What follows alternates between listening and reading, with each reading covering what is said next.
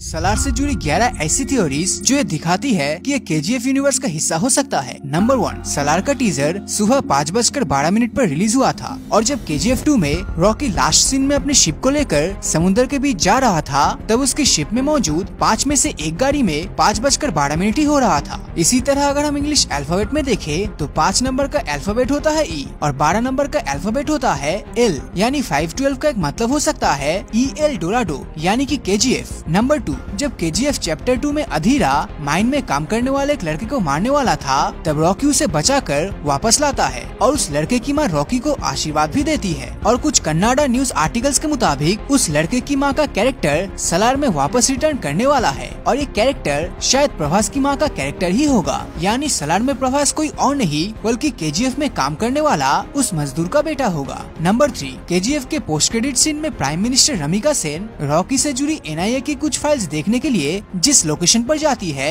Same वही location हम सलार के टीजर में भी देख सकते हैं। इस फोटो में लेफ्ट की लोकेशन सलार के टीजर की है, वही राइट की लोकेशन केजीएफ 2 के पोस्ट क्रेडिट सीन की है। इन दोनों इमेज में बिल्डिंग्स पर जो नंबर लगे हुए हैं वो एग्जैक्ट सेम है। नंबर 4, केजीएफ चैप्टर 2 में जो फरमान का कैरेक्टर था उसके गले में हमेशा एक ताबीज जैसा कुछ पहना हुआ होता था और सलार के टीजर में प्रभास के गले में भी कुछ ऐसा ही लटक रहा है, जिसका मतलब है कि फरमान शायद प्रभास का ही यंगर वर्जन है। और जब हम सलार की स्टार कास्ट को देखते हैं तब उसमें फरमान और उसकी माँ का कैरेक्टर प्ले करने वाला दोनों ही एक्टर का नाम है, जिसका मतलब है कि मे बी सलार फरमान की स्टोरी पर ही बेस्ड है। नंबर 5, सलार के टीजर में एक बुढ़ा आदमी एक पुरानी सी कार पर बैठकर प्रभास के कैरेक्टर के बारे में बता रहा होता है। ठीक इसी तरह केजीएफ में भी एक आदमी रॉकी के बारे में बताता है जो कि सलार से काफी सिमिलर है और दूसरा वो बुढ़ा आदमी जिस कार पर बैठा था वो भी 70s और 80s की कार है, यानी सलार की स्टोरी भी केजीएफ की टाइमलाइन के आसपास ही घूम रहा है। नंबर 6, टीजर में हम देखते हैं कि प्रभास से फाइट के दौरान कुछ गुंडों के पास इस तरह का दिखने वाला एक हथियार था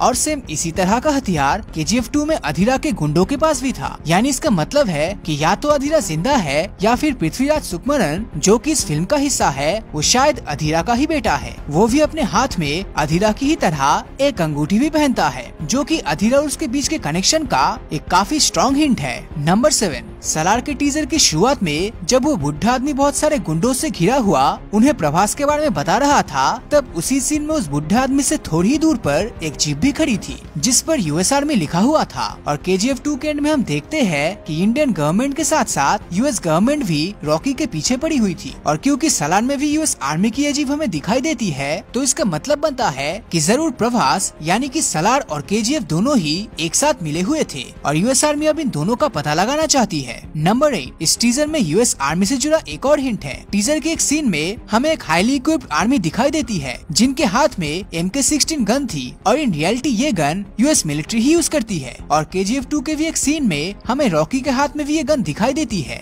जिससे हम एक कंक्लूजन निकाल सकते हैं कि जरूर सलार और US आर्मी का कोई न कोई कनेक्शन जरूर है। नंबर 9, KGF चैप्टर 1 में रॉकी गरुड़ा को मार चुका था लेकिन सलार में उसकी वापस एंट्री हो सकती है। ऐसा इसलिए क्योंकि सलार को बना रही है होमबेल फिल्म्स और होमबेल फिल्म्स की हर वो पोस्ट जिसमें वो सलार को प्रमोट कर रहे हैं उसमें हर जगह या तो गरुड़ा राम या फिर रामचंद्र राजू का नाम मेंशन है और ये रामचंद्र राजू कोई और नहीं बल्कि KGF का गरुड़ा ही है। और यहाँ तक कि जब हम इनकी विकिपीडिया पेज देखते हैं तो उसमें भी इनकी मूवी लिस्ट में सलार का नाम ही है, यानी कि इस बात की काफी पॉसिबिलिटी है कि KGF में गरुड़ा मरा नहीं था और वो सलार में वापस दिखने वाला है। नंबर 10, इस लास्ट में जो थ्योरी है उसके मुताबिक फरमान सलार नहीं बल्कि सलार फरमान का भाई है और हुआ कुछ ऐसा होगा कि जब गरुड़ा के आदमी फरमान और उसकी माँ उसके गाँव वालों को उठाकर ले गए तब सलार शायद बच गया था और बाद में जब वो अपनी फैमिली को ढूंढ निकाला होगा तब उसका सामना रॉकी से हुआ और उन दोनों के बीच में एक फाइट भी हुई, लेकिन बाद में सलार को सब कुछ समझ आ जाता है और वो रॉकी के साथ काम करने लगता है। नंबर 11,